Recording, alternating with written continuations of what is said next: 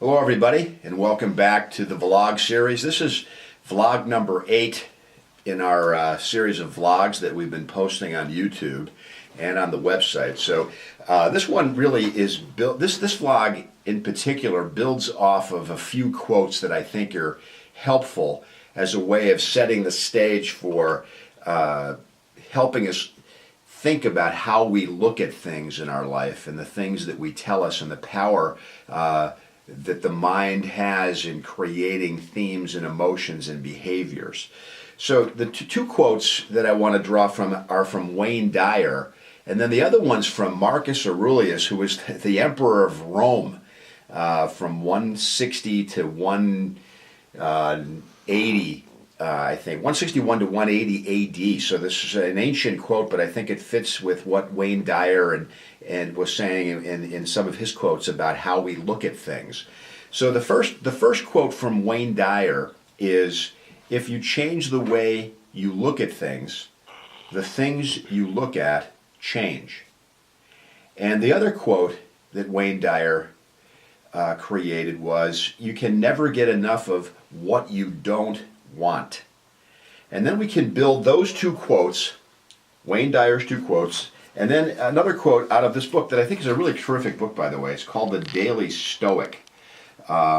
It's a book that contains 366 meditations, one for each day of the year, and on wisdom, perseverance, and the art of living. So it's a great book if you're looking for something to meditate on or think about each day, one Stoic meditation for each day. So the one I was interested in sharing with you is from Marcus Aurelius, tying into Wayne Dyer's quotes.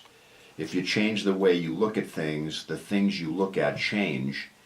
And the other Dyer quote again was, "You never get enough of what you don't want." And then you look at Marcus Aurelius's quote from 160 AD, ancient stuff. And he basically said that your mind will take the shape of what you frequently hold in thought, for the human spirit is colored by such impressions. If you bend your body, he says, into a sitting position every day for a long enough period of time, the curvature of your spine changes. A doctor can tell from a radiograph or an autopsy whether someone sat at a desk for a living. If you shove your feet into tiny, narrow dress shoes each day, your feet begin to take on that form as well. The same is true for our mind. If you hold a perpetually negative outlook, soon enough everything you encounter will seem negative. Close it off and you become close-minded. Color it with the wrong thoughts and your life will be dyed the same. And that's a quote from the Daily Stoic on a meditation. But the point is that there's a powerful impact from the way we look at things. And the book I'm currently writing really has a lot to do with these themes. The book is entitled, at least my hope would be that it's entitled Unhappy, Lose Your Mind. It's really based on changing the way you look at things and how the mind impacts how we feel and think. So think about your life and think about the circumstances in your life and think about how often we routinely say things like, "I really hate this," or "I hate that." It could be about your job. It could be about, "I hate the winter, the weather. I hate this person. I hate this situation. I hate this political figure." Whatever it is, whatever we're against, we can never get enough of because it's the focus of our mind. It's what we think about a lot. And what we think about a lot expands and begins to color the way we feel and ultimately the way we behave. If you think about the fact that many people say, I hate my job, or "I hate this person at work," and then that becomes the main theme of your thinking, well, that expands into the emotional framework of our being and also how we end up ultimately behaving. So if we go around stewing about things all the time, it really does create an energy field that is really negative, filled with negative sentiment. And that has a tremendous impact on our relationships, on our health even, our physiology, and the way we treat people. So I wanted to build off of those quotes from Wayne Dyer and Marcus Aurelius. And I wanted to take a look at a couple of techniques that you might be able to use to challenge the way you might look at something. Because if we can change the way we look at something, then the things we begin to look at, or the things we look at, change. So let's take a look at this simple ABC technique. This is actually borrowed from Albert Ellis, who was the founder of rational emotive therapy way back in the 70s and 80s. But this is a really useful technique, I think, for challenging how we look at something. And it's a very simple A, B, C technique. So A stands for the activating event or situation. B is the belief about the activating event or situation. And C is the consequence for the way we look at something, either in our feelings or our behaviors.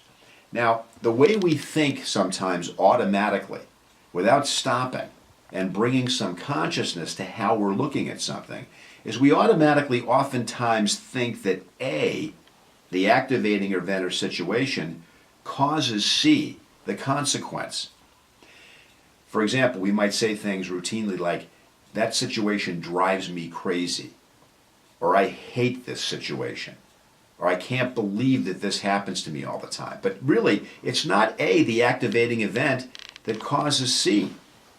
In fact, most events, in fact many events in our life, are neutral. They have no meaning except the meaning that we give them. So when we're looking at the automatic response that the activating event causes our feelings and our behaviors, that's not really accurate. What really causes the consequence that we feel in feeling and behavior is what we're telling ourselves about the activating event.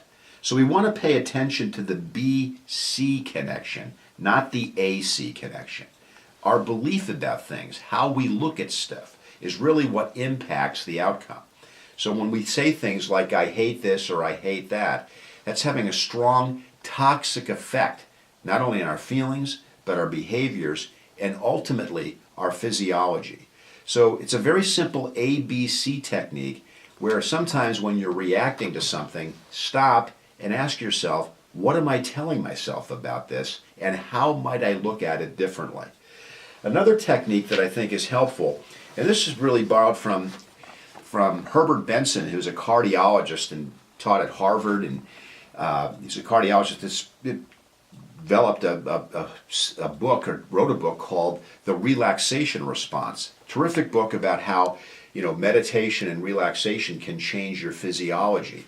And so he had 4 simple words that really can kind of become a model for how we might stop and think about something. So the 4 words are stop, which is catch yourself, breathe, which is to take some deep breaths and calm yourself, think, what am I telling myself about this event or this situation, and choose a healthier, more rational interpretation of how we might look at it. So these are great tools and great quotes that we might be able to use to become more conscious of how we think in our day-to-day life and what we tell ourselves about things, because these thoughts, these impressions, as Marcus Aurelius says, color our world and color our life. So this is Dr. Rob Robinson, another vlog number 8. Hope you enjoyed this. Thank you for watching, and we'll talk to you again soon.